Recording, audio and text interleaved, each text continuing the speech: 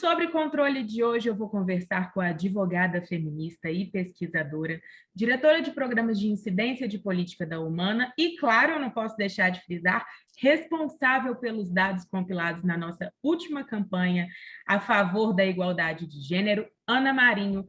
Ana, que bom que nós vamos ter esse bate-papo aqui tão necessário. Obrigada pelo convite, Thaís. Estou muito honrada de estar aqui com vocês mais uma vez.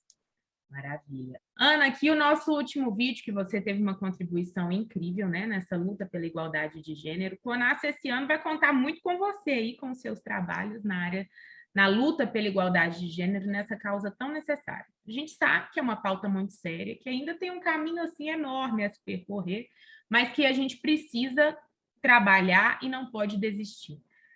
Como que é esse panorama do que a gente está vivendo atualmente? O que precisa ser feito, principalmente por nós, mulheres, para mudar esse cenário? Thaís, é urgente, é necessária a participação da sociedade civil, de forma muito engajada, dos governos e da sociedade como um todo, das empresas. É uma pauta mais, assim, eu digo que ela é mais que urgente, assim, a gente está num patamar urgentíssimo. A pandemia escancarou os índices de desigualdade. Quando a gente pega o cenário Brasil, o Brasil é o 5º país mais violento para as mulheres no mundo, em índices de violência contra a mulher, e o Brasil, infelizmente, caminha para se tornar o país mais perigoso para as mulheres do mundo. Uma pesquisa recente do Instituto Locomotiva demonstrou que 95% das mulheres entrevistadas, elas têm medo de serem estupradas. Isso reflete como o Brasil precisa tratar esse assunto com muita urgência e com políticas públicas estruturantes. O que a gente chama de políticas públicas estruturantes? Elas são políticas públicas que elas são voltadas desde do governo federal para os estados e para os municípios, com orçamento público e acompanhamento da sua implementação e com participação da sociedade. E quando você diz nós mulheres, eu faço aqui até um adendo, porque a luta feminista ela já tem muitos anos e nós tivemos vários movimentos. Então, hoje o que a gente vive em termos de alcance dos nossos direitos é em virtude da luta de muitas mulheres. E se a gente pega no Brasil, mulheres negras, mulheres indígenas, que estão à frente desses movimentos de mudança. Mas é necessária a participação de toda a sociedade, não somente das mulheres, porque é preciso se discutir a questão da violência contra a mulher, o alto índice de feminicídio, a questão da violência contra a mulher no seu ambiente de casa, porque a casa das mulheres é o ambiente mais perigoso para as mulheres estarem. Então, quando a gente pega na pandemia, o aumento da violência contra a mulher não é um número que deve ser visto somente como uma consequência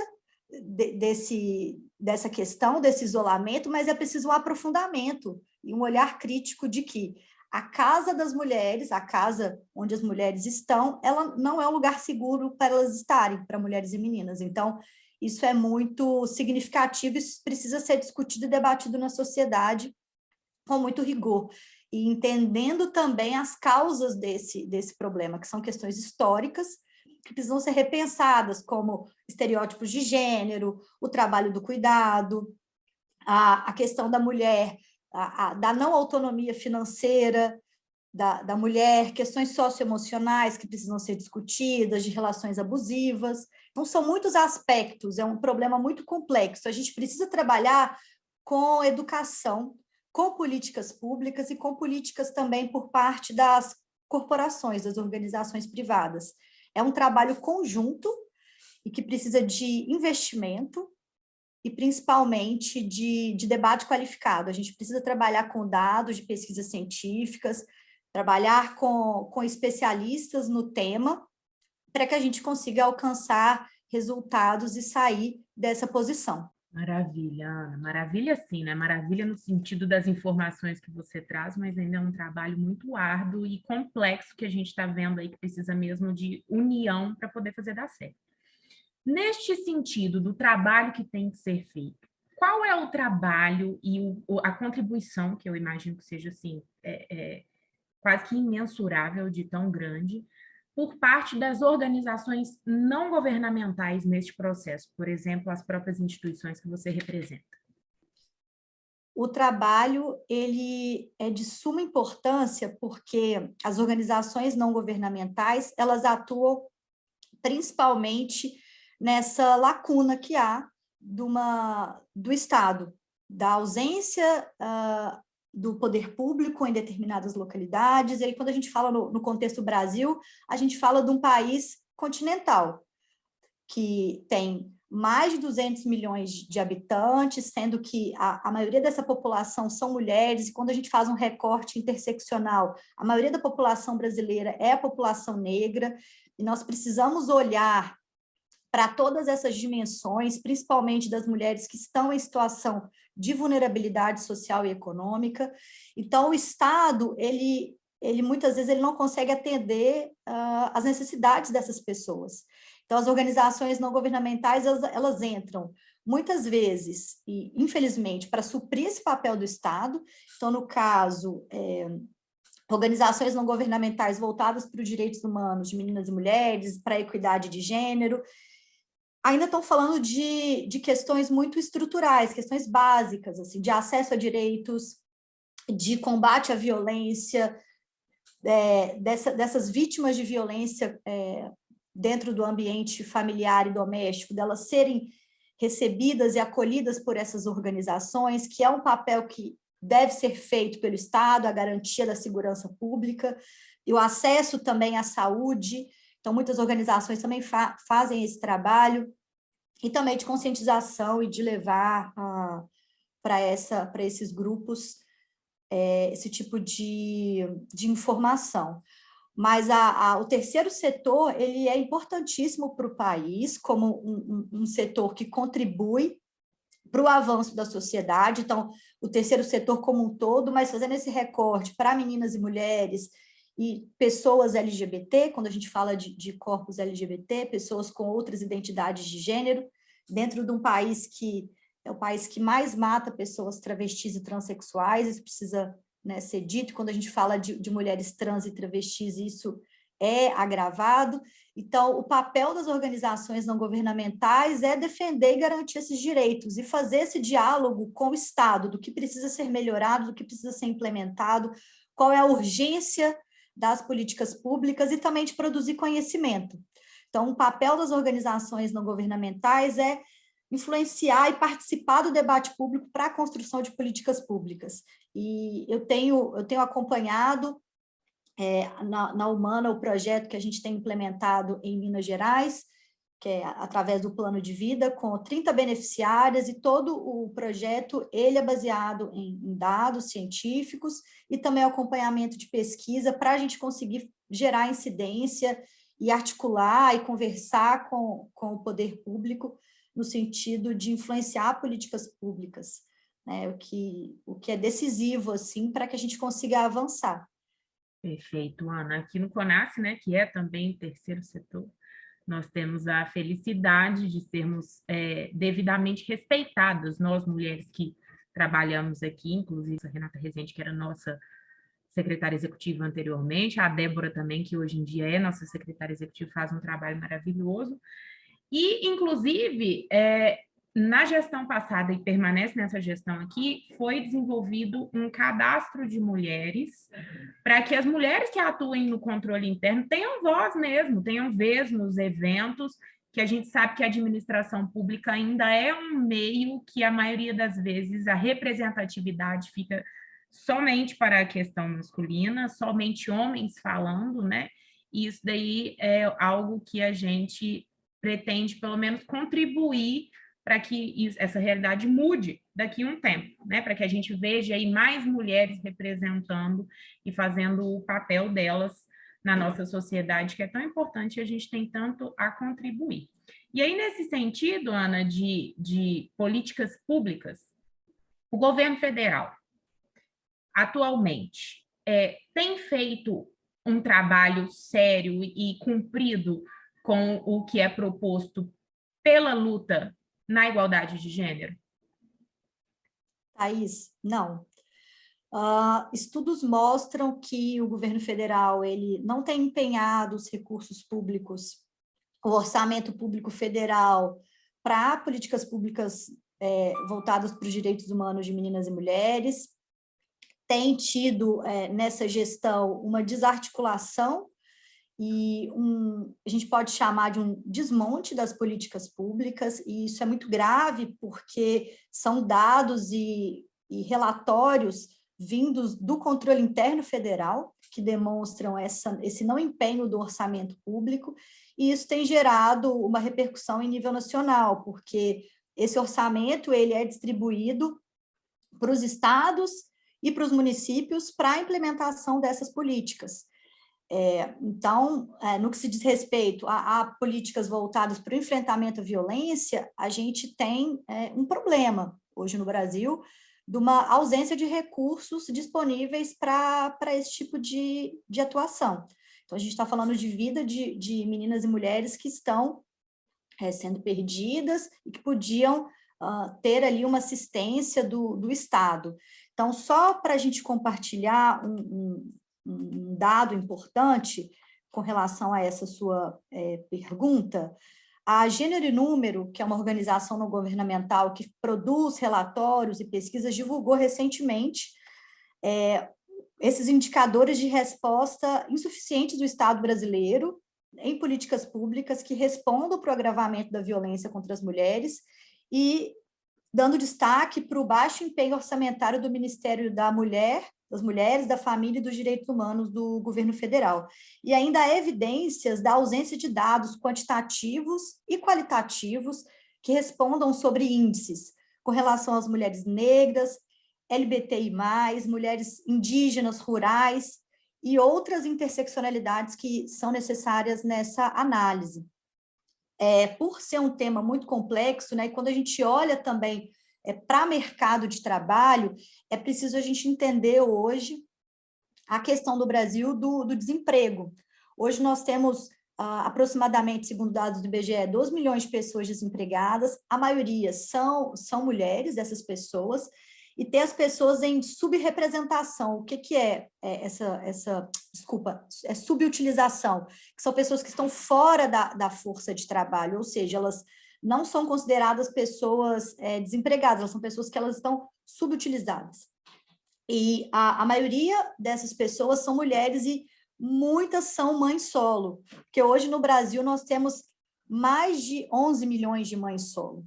Então, eu estou trazendo esses números também porque, além da questão do enfrentamento à violência, a gente precisa olhar para o mercado de trabalho, para a inserção e inclusão produtiva de meninas e mulheres no nosso país, para que a gente evite evasão escolar, evite gravidez precoce, para que a gente evite o encarceramento, que é um debate importantíssimo no Brasil, que é o encarceramento em massa.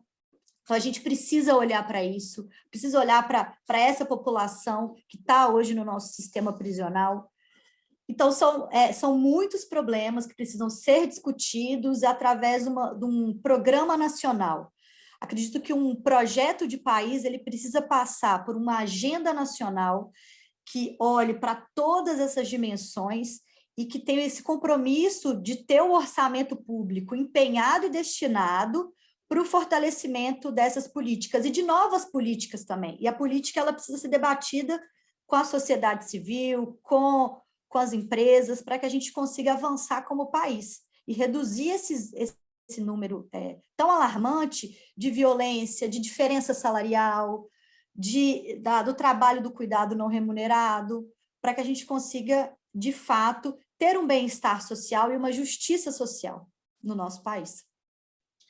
Ô, Ana, e aí a gente vai aqui caminhando para o fim, porque essa conversa aqui, ela é uma conversa que poderia durar horas, né? Que está, inclusive, sendo muito necessária. Mas um dado que você apresentou no roteiro aqui, quando a gente foi fazer a compilação do nosso vídeo de Dia das Mulheres, e que, inclusive, foi um dado que nós utilizamos, choca e é assustador, e está alinhado com o que você acabou de falar. 12,5 bilhões de horas seriam contabilizadas pelo trabalho não remunerado de meninas e mulheres no mundo. É muita coisa, né? É muita coisa. O que a gente pode fazer, nós, e quando eu digo nós, é nós instituições, nós governo, nós seres humanos, todos, homens, mulheres, para que a gente compreenda que a vida é unidade e que para solucionar essa causa tem que ser unidade e mudar essa situação. Thaís, passa pela educação, pelo debate sobre os estereótipos de gênero. Não dá para, na sociedade, a gente continuar educando as crianças a partir de uma perspectiva do que são trabalhos femininos e o que são trabalhos masculinos. É preciso que a gente rompa com esses estereótipos.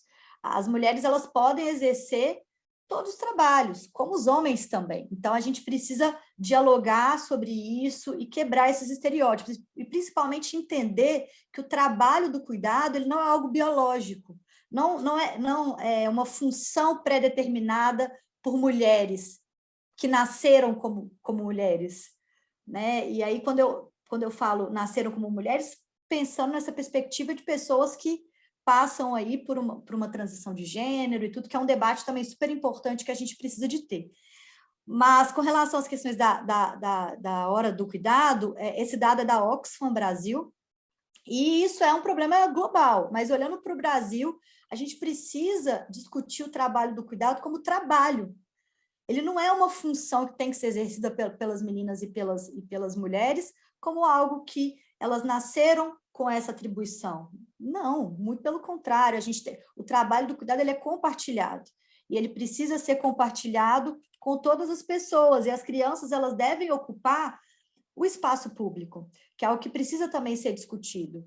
Essa questão da relação trabalho, cuidado, família, como é que isso tudo é discutido na sociedade? Porque o trabalho do cuidado ele vai existir, mas ele precisa ser compartilhado, a gente precisa discutir parentalidade, a gente precisa discutir políticas de parentalidade, e não a licença maternidade, e não a licença paternidade, a gente precisa ter parentalidade, que é quem que exerce o cuidado sobre a criança, né? Qual a configuração daquela família? A gente está falando de uma família constituída por um casal hétero, ou a gente está falando de uma família homoafetiva? Que tipo de família que é? Por isso que a gente tem que pensar em parentalidade, que são políticas já adotadas na Europa, inclusive aqui em Portugal, onde eu estou fazendo o meu mestrado, algo que já é adotado, inclusive pelas empresas, pelas organizações e pelo poder público. Então, é um debate mais que necessário. Então, só fechando, né, o meu raciocínio, que é discutir os estereótipos de gênero, então, desde a escola, entendendo que meninos e meninas não têm essa diferença, não é algo biológico, incentivando a diversidade, né, a criatividade, a potencialidade do indivíduo enquanto pessoa, e as suas múltiplas capacidades enquanto pessoa, enquanto ser humano, para o seu desenvolvimento. Então, para além disso que a sociedade montou, né, enquanto um estereótipo. Então, ultrapassando esses estereótipos, discutindo, debatendo sobre isso, no ambiente de casa e no trabalho, dentro das organizações, questionando a cultura do trabalho do cuidado como algo inerente às mulheres, e também passando por políticas de parentalidade, para que a gente consiga discutir o trabalho do cuidado como algo compartilhado e que se tenham políticas afirmativas nesse sentido. Então, licenças que sejam estendidas às pessoas que exercem o cuidado sobre a criança, e não só hoje, como é o caso do Brasil, que a gente tem uma licença maternidade, então todo esse trabalho recai sobre a mulher. Então, é isso. E eu espero que a gente avance, que a gente consiga, enquanto sociedade, discutir, repensar e enfrentar todas essas questões estruturais da violência, da diferença, da desigualdade salarial, de acesso, das situações de vulnerabilidade. A gente precisa combater o estupro, a cultura do estupro, a questão do assédio moral, do assédio sexual. Então, assim, a gente tem bons exemplos de como isso pode ser feito através de ações afirmativas, de políticas públicas, do empenho orçamentário e do acompanhamento dessa implementação. E sempre ao lado da ciência, junto, caminhando para a construção dessas políticas e dessas ações, seja no âmbito público, privado, e com a participação sempre da sociedade civil.